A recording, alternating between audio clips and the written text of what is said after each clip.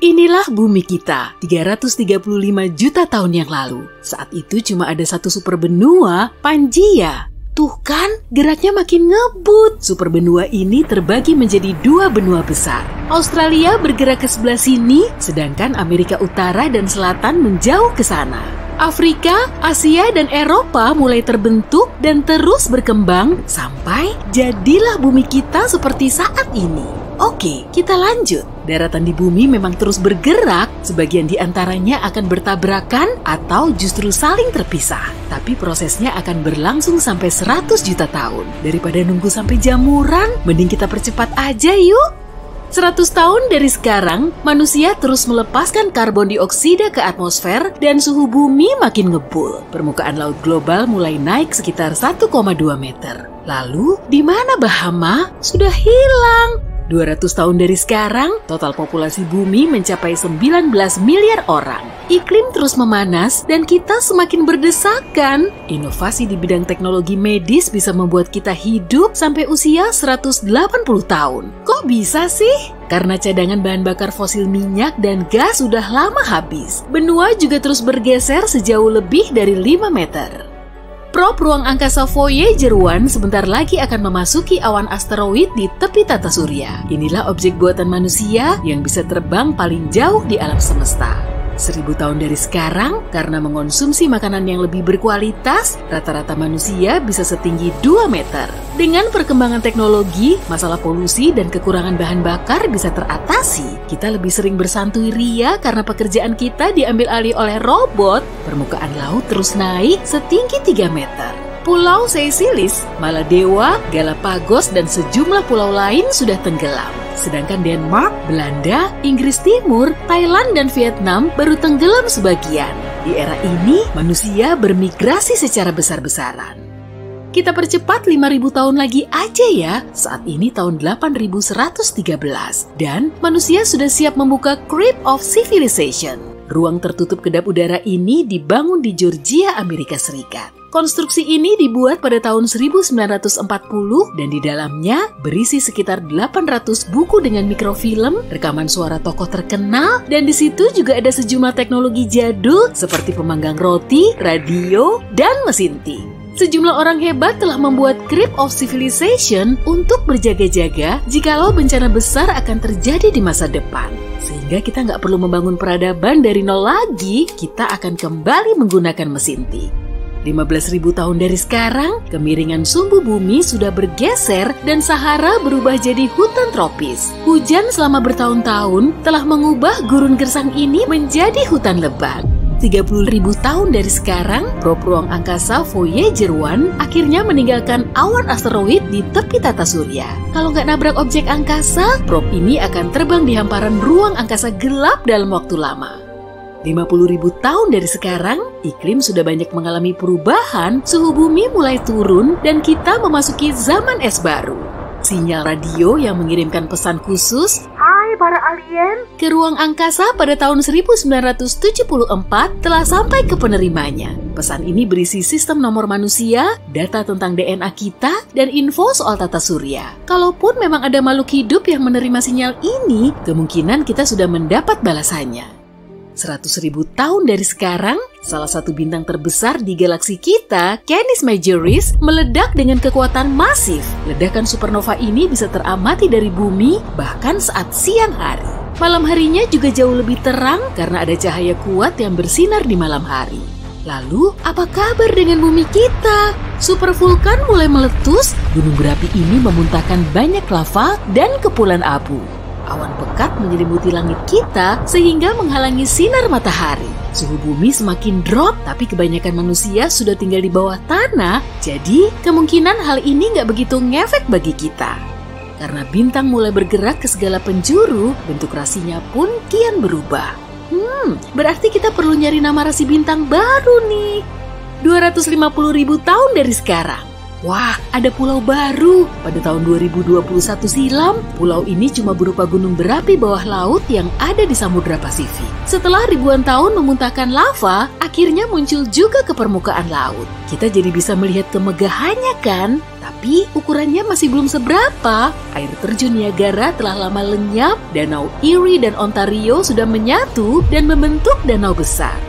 300.000 tahun dari sekarang, sistem 3 bintang WR104 akan meledak. Perputarannya sangat cepat dan kemungkinan radiasi yang dihasilkan akan sampai ke bumi. Akibatnya bisa sangat membahayakan kehidupan di bumi. Voyager 1 telah sampai di bintang yang paling terang di langit malam, Sirius. Jaraknya 8,6 tahun cahaya dari bumi. 500.000 tahun dari sekarang, para ilmuwan meyakini meteorit besar bisa sewaktu-waktu menabrak bumi. Ukurannya bisa saja sebesar 8 kali lapangan sepak bola, dan tabrakan meteorit sejumbo itu bisa menyebabkan ledakan super keras yang bisa terdengar sampai ke seantero dunia. Selanjutnya akan disusul dengan gempa bumi dahsyat dan tsunami setinggi menara gedung kekaisaran sisi terang. Kalau ini cuma ngarang aja sih, tapi siapa tahu kan?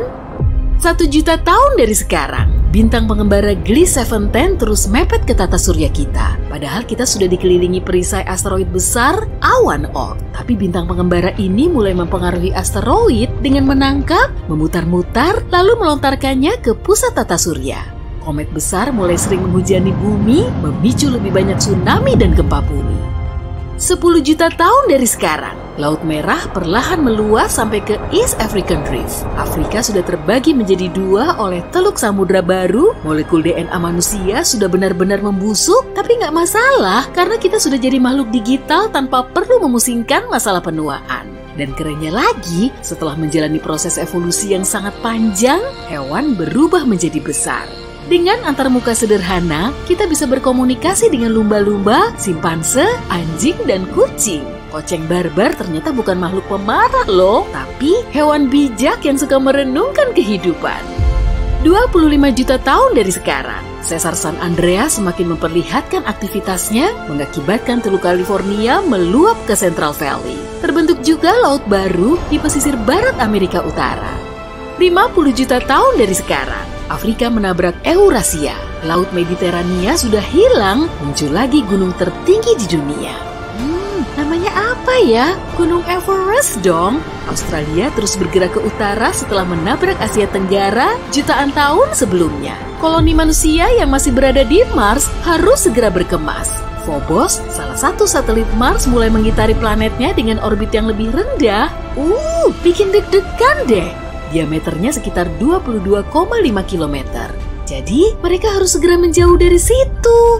60 juta tahun dari sekarang, pegunungan Rocky Kanada sudah terkikis sampai jadi dataran rata. 80 juta tahun dari sekarang, Hawaii cuma punya 1 pulau. Pulau lainnya sudah tenggelam, tapi nggak apa-apa, muncul kepulauan Hawaii baru di dekatnya. Sampai juga di era 100 juta tahun dari sekarang. Atlantik menghilang, Amerika hampir bertabrakan dengan Afrika setelah Afrika menyatu dengan Eurasia. Kemudian kita punya superbenua baru, Pangaea Proxima. Gak ada lagi sisa kehidupan manusia yang bisa terlihat maupun terkubur. Akibat pergerakan benua, terowongan, jalan, gedung, dan jembatan jadi hancur lebur, hewan dan tumbuhan mulai mendominasi bumi. Lalu, nasib manusia gimana nih? Kita sudah jadi makhluk digital sekitar 90 juta tahun sebelumnya. Semuanya masih aman terkendali. Ada triliunan pikiran manusia yang hidup di hard drive raksasa di pesawat ruang angkasa yang mengorbit bumi. Suhu super dingin sangat pas untuk membuat hard drive-nya tetap dingin. Kita punya jutaan komunitas, bahasa, dan budaya sama seperti 100 juta tahun silam. Lalu bedanya apa? Kita semua menjadi 1 dan 0 di dunia digital raksasa yang kita buat. Tapi tenang aja, di dunia baru ini masih ada sepak bola kok. Kita lagi bepergian ke masa lalu sekarang. Dulu ini sulit. Kita terbang melintasi abad pertengahan, peradaban manusia yang pertama, nenek moyang purba dari manusia pertama, dinosaurus, hewan darat pertama, makhluk laut purba, dan seterusnya menuju ke awal semua masa. Dan itu dia, nebula ini adalah tata surya kita. Saat ini baru berupa awan debu warna-warni yang tersusun atas hidrogen dan helium yang berputar-putar. Awan ini sudah mulai menyusut dan makin padat. Ada teori bahwa telah terjadi sejumlah ledakan supernova di dekat nebula kita. Gelombang kejutnya menekan nebula dari berbagai sisi, sampai pusat awan itu jadi terlalu berat. Bobot luar biasa besar menekannya, dan reaksi berantai nuklir terbentuk di bagian tengah awan ini. Ini bikin awan memanas dan bercahaya. Dengan segera, awan berubah bentuk jadi sebuah bola padat, dan begitulah terbentuknya matahari kita. Ini terjadi sekitar 4,5 miliar tahun lalu. Planet kita belum ada. Adanya cuma sebuah cakram debu dan puing-puing ruang angkasa yang mengorbit matahari muda itu. Puing-puing ini berangsur-angsur bergabung dan jadi makin berat. Yuk, kita lihat bagian pusat dari tumpukan asteroid ini. Bobot total puing-puing itu menekan area tengah begitu kuat, hingga sebuah inti logam terbentuk di sana. Tekanan yang sangat besar bikin inti memanas, dan suhu di pusat bumi muda hampir mencapai 6.000 derajat Celcius. Dan di sekeliling inti yang padat terdapat cairan. Inti yang padat ini membentuk medan magnet planet kita. Sekarang, saat radiasi dari matahari dan angin matahari mencapai bumi, ia menabrak perisai, yakni medan magnet kita. Sejauh ini, planet kita menyala dan bentuknya mirip bola lava. Tapi bumi mulai jadi dingin dan membentuk kerak yang padat. Pada saat ini, sebuah protoplanet lain muncul di ufuk. Tampilannya mirip asteroid seukuran Mars. Dan kepingan puing besar ini terbang ke arah kita. Objek ini menabrak bumi muda pada sudut tertentu, hingga mengoyak sebagian bumi. Puing itu sendiri pecah jadi beberapa keping dan berhenti di dalam orbit kita. Setelah sekian lama, semua puing ini bersatu membentuk bulan. Akibat tabrakan ini, bumi mulai berputar terlalu cepat. Sehari sekarang berlangsung selama 5 jam, bukan 24 jam kayak biasanya. Tapi bulan cukup berat buat memperlambat rotasi planet kita dengan gravitasinya. Sekarang, tampang bumi nggak kayak tempat yang ramah huni. Gaya gravitasi bulan menembus jauh ke dalam bumi dan memicu lebih banyak aktivitas vulkanik. Meteorit juga terus-menerus jatuh di sini, menyebabkan ledakan yang sering terjadi di permukaan bumi. Gas yang keluar dari gunung-gunung berapi membentuk atmosfer kita. Es yang dibawa oleh meteorit ke planet kita menguap. Uapnya naik dan berubah menjadi hujan. Air hujan ini jatuh ke permukaan bumi, mendinginkan lava panas dan membentuk danau-danau serta sungai-sungai pertama. Selama beberapa ratus juta tahun ke depan, bumi mirip permukaan Venus. Bumi masih berupa tempat tanpa kehidupan, dengan banyak gunung berapi, hujan asam, dan tidak ada oksigen untuk bernapas. Matahari belum seterang sekarang, ditambah sinar matahari hampir nggak bisa menembus bertonton abu vulkanik di atmosfer.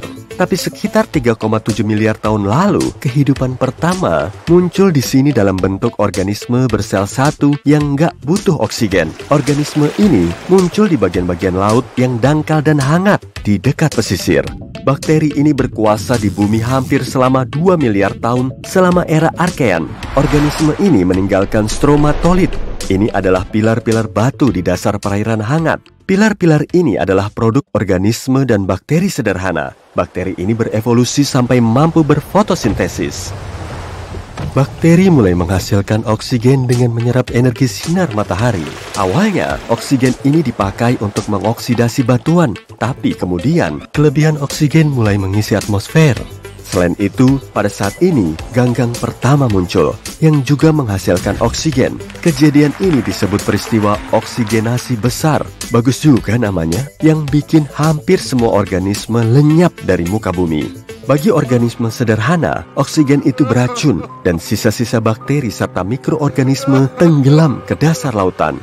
Berjuta-juta tahun kemudian, sisa-sisa ini akan didaur ulang, dan di bawah tekanan air serta kerak bumi yang sangat besar, semua itu akan berubah jadi minyak. Era Archean berakhir dengan bencana sekitar 2,5 miliar tahun lalu. Di saat yang sama, berbagai benua terbentuk di bumi, yang nantinya akan hanyut di lautan dunia kayak puzzle dan membentuk sebuah super benua.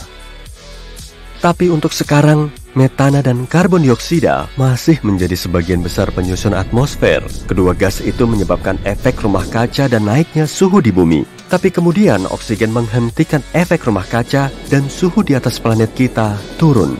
Dimulailah zaman es yang disebut glasiasi Huron dan berlangsung dari 2,4 sampai 2,1 miliar tahun lalu. Ilmuwan berspekulasi bahwa planet kita hampir seluruhnya tertutup es pada saat itu, bahkan di khatulistiwa yang panas. Ini adalah perubahan besar, mengingat 2 miliar tahun lalu, planet kita masih kayak bola lava, tapi sekarang kayak balok es.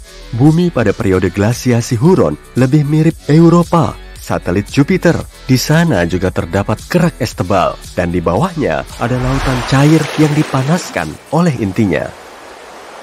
Evolusi matahari menyelamatkan planet kita. Sejak terbentuk 4,5 miliar tahun lalu, matahari makin besar dan makin panas. Jadi, setelah 300 juta tahun zaman es, bumi mulai menghangat. Tapi hampir semua kehidupan di sana telah punah dan evolusi harus berulang lagi. Sekitar 1 miliar tahun lalu, semua benua planet kita menyatu dalam satu superbenua hipotesis, yaitu Rodinia, dan seluruh lautan membentuk satu samudera luas, Mirovia. 750 juta tahun lalu, benua itu pecah, dan pecahan-pecahan tanah besar mulai hanyut di atas planet ini. Tumbuh-tumbuhan kompleks dan mikroorganisme multisel muncul pada masa ini. Bukan cuma ganggang, spons, dan fungi yang menghuni laut. Ini adalah Sprigina, sejenis cacing seukuran jari manusia. Kita punya sisa-sisa hewan ini yang umurnya paling tidak sekitar 550 juta tahun. 541 juta tahun lalu, dimulailah Eon Phanerozoikum. Peristiwa utama di masa itu adalah letusan Kambrium. Kehidupan mulai berkembang di bumi, dan sejumlah besar organisme hidup beragam jenis muncul. Moluska dan Echinodermata, seperti bintang lautan bulu babi, muncul. Organisme hidup berevolusi menjadi bukan cuma punya rangka dalam, tapi juga rangka luar, kayak Trilobita. Sebagian makhluk ini bisa mencapai panjang 1 meter. Tempurung pelindungnya mengindikasikan bahwa ada predator di lautan. Rantai makanan mulai terbentuk pada masa itu. Di saat yang sama, benua-benua yang hanyut itu menyatu lagi. Bentuk superbenua yang ini beda dan diberi nama Pannotia. Kemudian, benua-benua ini akan hanyut lagi dan mulai saling bertabrakan. Ini menyebabkan terbentuknya rangkaian pegunungan. Lalu, benua-benua itu menyatu lagi untuk terakhir kali dan membentuk superbenua raksasa, Pangea, sekitar 335 juta tahun lalu. Di sini, kita mulai bisa ngelihat garis luar berbagai benua modern kayak Afrika, Amerika Utara dan Selatan, Australia, dan Eurasia. Salah satu makhluk laut terbesar sepanjang sejarah, Dankleusteus, muncul. Sebagiannya bisa sepanjang bus sekolah dan seberat mobil SUV besar. Daratan beriklim hangat dan lembab. Ini mendorong paku-pakuan dan tumbuhan lain tumbuh lebih pesat. Sebagian diantaranya bisa setinggi bangunan 3 lantai. Dan untuk pertama kalinya dalam sejarah bumi, beberapa hewan ninggalin laut serta berpindah ke darat, kayak Elgriner Peton dan Ichthyostega. Tapi awalnya, hewan-hewan itu cuma hidup di pesisir, sebab kulitnya belum beradaptasi terhadap sinar matahari yang konstan. Di samping itu, mereka juga mengalami masalah pernapasan. Hewan-hewan pertama di daratan punya insang dan juga paru-paru. Tapi paru-paru mereka belum berkembang, jadi mereka harus kembali ke air. Jutaan tahun kemudian, hewan-hewan ini berevolusi jadi amfibi yang lebih maju. Meski ukurannya enggak lebih besar dari kadal biasa, mereka sudah bisa hidup di daratan sepenuhnya. Tapi kehidupan yang berkembang ini berakhir di zaman es baru. Gletser-gletser dari kutub pelan-pelan merembet ke khatulistiwa. Hewan-hewan belum siap menghadapi ini, dan kebanyakan enggak selamat dalam kepunahan ini. Tapi 290 juta tahun lalu, evolusi mengambil alih dan lebih banyak hewan darat yang sudah berevolusi mulai muncul. Berangsur-angsur, ukurannya bertambah besar, jumlahnya bertambah banyak, dan melahirkan berbagai spesies baru, kayak Scutosaurus dan Gorgonopses. Tapi periode ini juga nggak berlangsung lama. 40 juta tahun kemudian, akibat kejadian yang nggak diketahui, 95% dari jumlah organisme hidup di bumi punah. Ini bisa jadi disebabkan oleh meteorit raksasa atau naiknya aktivitas vulkanik. Ada juga sebuah hipotesis yang mengatakan penyebabnya bisa jadi karena pelepasan metana dari dasar laut. Era Mesozoikum dimulai setelah kepunahan ini. Di era inilah dinosaurus yang kita kenal muncul dan membuka halaman baru dalam sejarah bumi. Tata surya kita sangat unik loh. Di dalamnya ada banyak fenomena misterius yang belum bisa kita pecahkan. Bahkan kabarnya di balik Neptunus ada planet raksasa rahasia, gunung berapi di Pluto bisa nyemburin es, dan ngarai raksasa di Mars seluas daratan Amerika Serikat. Semua fakta ini bisa bikin kamu bingung kan? Tapi kira-kira beneran gitu nggak ya? Nah, kita cari tahu yuk. Tata surya kita sudah ada sejak 4,6 miliar tahun yang lalu. Jadi bisa dibilang umurnya emang udah uzur. Para saintis bisa menyimpulkan temuan ini setelah mereka meneliti meteorit sebagai materi tertua yang bisa mereka dapatkan. Di Venus, kamu nggak akan bisa berlama-lama memakai topi. Berdiri di permukaannya aja sulitnya minta ampun. Angin di situ sangat kencang dan angin atasnya bertiup 50 kali lebih ngebut dari kecepatan rotasi Venus. Angin kencang ini terus menerjang permukaannya dan makin lama semakin ganas. Kamu pengen datang langsung ke situ ya? Oke, berarti kamu perlu menempuh perjalanan lebih dari 17 miliar kilometer dari bumi sebelum keluar dari tata surya. Jangan lupa bawa Google Maps ya. Metana adalah produk samping berwujud gas yang dihasilkan dari aktivitas vulkanik. Selain menjadi bagian dari atmosfer Mars, materi ini juga terus-terusan bikin para astronom kebingungan. Volumenya juga berubah-ubah dan mereka nggak tahu pasti asal-muasalnya. Mungkin nggak sih kalau di Mars ada kehidupan? Kamu masih ingat kan kalau Pluto pernah menjadi planet di tata surya kita, tapi statusnya telah dicopot sejak tahun 2006. Kemudian si Pluto berganti gelar menjadi planet Katai. Dan uniknya, diameter planet ini ternyata lebih pendek dari panjang daratan Amerika Serikat. Jarak dari pesisir barat ke pesisir timur Amerika yaitu sekitar 4.300 km.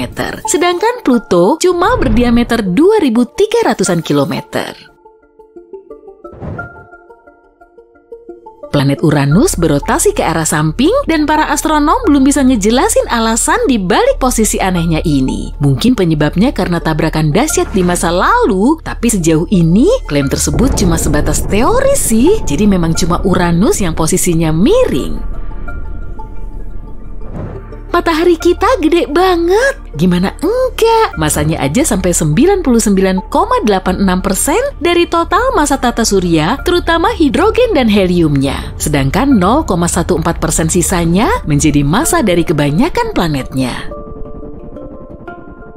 Aktivitas tektonik kemungkinan gak cuma terjadi di bumi, tapi juga ada di planet lain. Para astronom telah menemukan bentuk dataran mirip tebing di Merkurius. Jadi kemungkinan planet ini bisa mengecil sangat cepat karena dipicu oleh aktivitas tektonik. Di kebanyakan film sci-fi tentang luar angkasa, karakter utamanya akan masuk ke sabuk asteroid sambil terus menangkis gempuran batu luar angkasa. Objek antariksa ini jelas sangat membahayakan pesawatnya, tapi kenyataannya nggak seheboh itu kok. Satu-satunya sabuk asteroid yang diketahui astronom berada di antara Mars dan Jupiter. Di area itu memang ada ribuan asteroid, tapi jaraknya sangat berjauhan, jadi kemungkinan besar nggak saling bertabrakan. Di balik orbit Neptunus, terdapat sabuk Kuiper yang dipenuhi objek es raksasa. Tapi anehnya, para saintis nggak bisa memperkirakan pola gerakannya. Jadi mereka cuma bisa ngejelasin planet tersebut mungkin berada di balik Neptunus.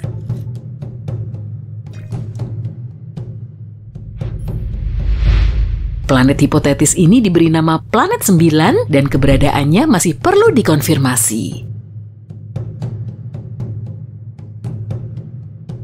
Perbedaan antara gunung berapi di bumi dan di Pluto ibarat seperti api dan es. Beneran, gunung berapi di bumi ngeluarin lava, tapi kalau di Pluto ngeluarin es. Jadi saat membeku, air mulai memuai dan tekanan kuat ini terus terakumulasi sampai akhirnya duar. Esnya meletus. Akibat dari proses ini, terbentuklah kriovolcano baru. Salah satu satelit Saturnus, Lapetus, memiliki dua warna unik. Salah satu sisinya disinari cahaya terang, tapi sisi lainnya gelap mencekam. Dan para ilmuwan masih belum bisa menyingkap misteri ini. Keanehan lain soal Pluto bisa terlihat di atmosfernya. Atmosfer di planet Katai ini jauh lebih tinggi dibandingkan atmosfer bumi. Di dalamnya juga ada lebih dari 20 lapisan yang semuanya sangat dingin dan super padat. Kita hidup di dalam matahari. Waduh, maksudnya gimana tuh? Masa iya sih kita menghuni bola panas kemerahan sejauh 150 juta kilometer itu? Enggak lah, tapi atmosfer matahari membentang jauh sampai keluar dari permukaan yang terlihat. Dan bumi kita masih berada di dalam jangkauannya. Malahan, hembusan angin suryalah yang menciptakan fenomena menawan seperti aurora. Lautan di Jupiter lebih luas dari semua laut di tata surya kita. Tapi kok beda ya dari laut yang biasa kita lihat? Gak seperti di bumi yang dipenuhi air, lautan di Jupiter berisi hidrogen metalik. Dan kedalamannya mencapai 40.000 km atau hampir setara dengan keliling bumi. Atmosfer matahari lebih panas dari permukaan sang bintang, suhu permukaannya mencapai 5.500 derajat Celcius, tapi di atmosfer atasnya bisa sampai ratusan ribu derajat Celcius. Dan menurut dugaan para saintis, semburan panas dari matahari punya keterkaitan dengan fenomena unik ini. Cincin indah Saturnus pertama kali teramati pada tahun 1600-an. Dan ternyata beberapa planet lain juga bercincin loh. Semua planet gas raksasa, Uranus, Neptunus, dan Jupiter diketahui memiliki cincin, tapi cincinnya ini sangat tipis dan sulit dilihat. Tapi planet Mars, Venus, dan Bumi terdiri dari batu, jadi nggak memiliki cincin. Galaksi Bima Sakti nggak cuma menaungi tata surya kita. Galaksi yang kita tempati ini memiliki 100 miliar tata surya. Itu baru di galaksi kita aja loh. Pasti jumlah totalnya di seluruh alam semesta bakalan banyak banget tuh. Batuan dari Mars bisa ditemukan di bumi kita. Para saintis telah menganalisis kandungan kimia meteorit yang ditemukan di gurun Sahara, Antartika, dan berbagai tempat lain. Dan mereka dibikin kaget bukan main setelah tahu kalau sampel tersebut berasal dari Mars. Karena jaraknya paling dekat dengan matahari, Merkurius sering dianggap paling ngebul, padahal kenyataannya nggak begitu loh. Venus ternyata lebih panas dari Merkurius, meski jaraknya terpaut 48 juta kilometer dari jarak matahari ke Merkurius. Planet ini punya atmosfer yang sangat tebal, sekitar 100 kali lebih padat dari atmosfer bumi.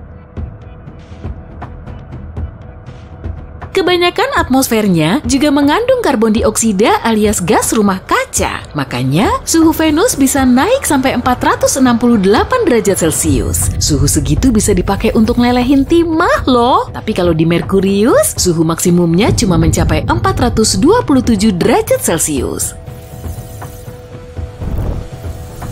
Kondisi di satelit Jupiter Io selalu bergejolak karena ratusan gunung berapinya terus ngebul. Dan dari dekat, kamu bisa ngelihat asapnya yang membumbung tinggi ke atmosfer Io. Sejauh ini gunung berapi paling besar di seluruh tata surya berlokasi di Mars. Diameternya kurang lebih 624 km dan tingginya setara dengan Gunung Everest. Tapi gimana ya bisa ada gunung segede itu? Jawabannya gampang aja, gravitasi di Mars lebih lemah daripada gravitasi di bumi. Objek kecil di luar angkasa ternyata bisa punya satelit sendiri. Pada tahun 1993, probe Galileo melintasi asteroid mini berdiameter 32,2 km. Dan asteroid ini juga punya satelit yang berdiameter 1,6 km. Sejak saat itu, para astronom nemu banyak satelit di sekitar planet kecil di tata surya kita. Sistem ngarai Valles Marineris di Mars 10 kali lebih luas dari Grand Canyon. Hal ini bikin para astronom kebingungan karena di Mars nggak ada aktivitas lempeng tektonik. Di permukaan Jupiter terdapat area unik bernama bintik merah raksasa. Dan ternyata bintik ini adalah badai yang telah bergejolak di Jupiter selama berabad-abad. Tapi sekitar 20 tahun yang lalu, para saintis mengamati area merahnya mulai mengecil, jadi ukurannya sekarang tinggal setengah kalinya. Itu pun masih setengah kali lebih gede dari bumi. Gimana? Ada fakta unik seputar tata surya yang kelewatan nggak?